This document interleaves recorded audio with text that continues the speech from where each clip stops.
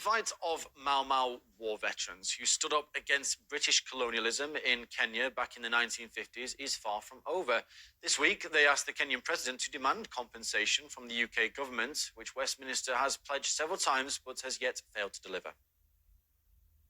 Kwa hivyo, we are calling on the current government in Kenya to ensure they keep on pressing the British government so that the Mau Mau veterans and their siblings can receive compensation well in advance. The British government agreed in 1959 to pay the compensation, then pledged to do so again in 2003 and once more in 2007.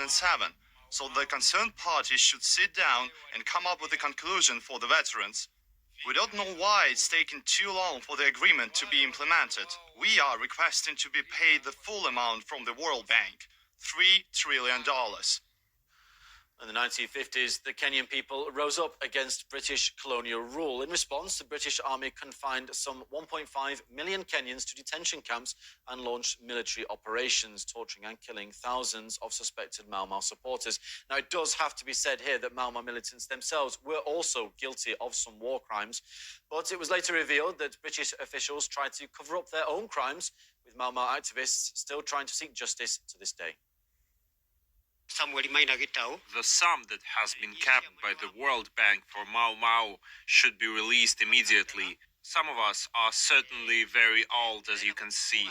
Others have died and were only surviving by the grace of the Lord.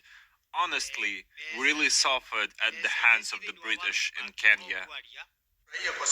Our parents greatly suffered, and some died in the process of the brutal colonization in our country. The leadership we have now should emphasize the importance of compensation to the Mau Mau.